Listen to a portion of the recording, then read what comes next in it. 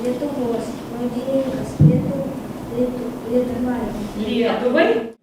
11-metis Antanas atvyko iš Sankt Peterburgo. Jis vienas geriausiai lietuviškai kalbančių Molėtų rajone šalia Alantos vykstančios stovyklos dalyvių. Iš kur taip puikiai lietuviškai kalbi? Kas išmokė? Tėtis. Jisai lietuvis, o mama? Ne, jis ne lietuvis, mano senelė lietuvė, o mama jį rusė. Į 5. kartą rengiamą Rusijos lietuviams skirtą stovyklą šiemet susirinko 30 dalyvių, kai kurie jau ne 1. kartą. Pas mane šeimoje kalba tik tėtis. Aišku, kad mes kartu dviese kažkada kalbam lietuviškai, bet aišku, kad mano kalbas tai yra rusų kalba. Aš einu į rusų mokyklą, bet kada aš atvažiavau į Lietuvą, pas mane labai čia daug draugų, kurie kalba tik lietuviškai. Ir tada aš turiu tokią praktiką ir man labai malonu, kad yra tokia. 2 savaites trunkančioje stovykloje kone kasdien vyksta lietuvių kalbos pamokos.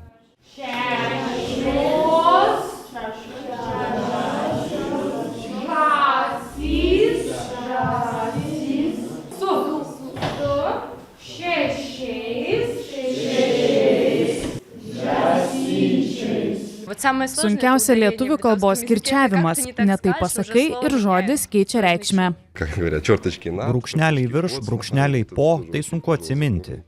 Nelengva svečiams buvo ištarti ir ilgiausią lietuvišką žodį. Nebeprisikežkė kapusteliaudami. Beskeliška kapusteliauta Mėsi. mėsi. Jie jau gali kalbėti dialogu, jie jau suresga paprasčiausią sakinuką lietuvišką. Iš tikrųjų pažanga matosi, turbūt tos lietuviškos šaknis duoda savo kainą, savo svorį, todėl kad ta lietuvių kalba iš tikrųjų žinome, kad ji yra sunki, bet jie 2-3 dieną jau kalba lietuviškai. Lietuvoje. Kai kurie stovyklos dalyviai prisipažino, kad nustebino ne tik sunki kalba, bet ir tai, kad Lietuva kitokia, nei ją vaizduoja Rusijos televizija.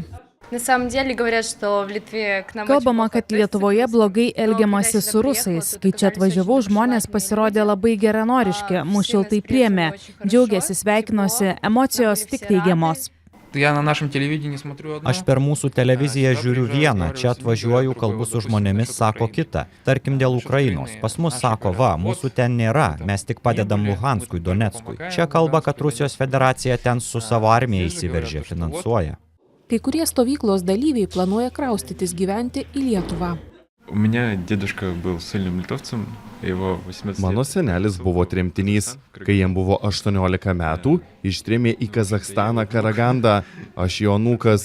Dabar mes ketiname čia persikraustyti. Mano senelis ne tremtinys. Atvyko dirbti, susitiko senelę, jie Petrozavodske gyveno, o aš ten gimiau. Dabar noriu sugrįžti, daug giminaičių Vilniuje, Kretingoje. Čia malonu, ramu, gražu. Olina ir Sigitas iš Irkutsko atvykę į stovyklą gavo lietuviškus pasus. Tai ne vien pasas, dalelė to, kad turi ne vienos šalies šaknis, bet ir kitos, kad gali laisvai aplankyti savo antrą tėvynę. Man tai taip. Man tai reiškia atviras sienas, galiu važiuoti per visą Europą, galiu laisvai aplankyti giminaičius. Už 2 savaičių stovyklą prie Alantos Švietimo ir mokslo ministerija sumokėjo 13 000 eurų. Dar per 30 000 šiemet atsieis panašios stovyklos Rumšiškėse ir Pajūryje. Reporterė Aušrinė Ionovienė, Molėtų rajonas.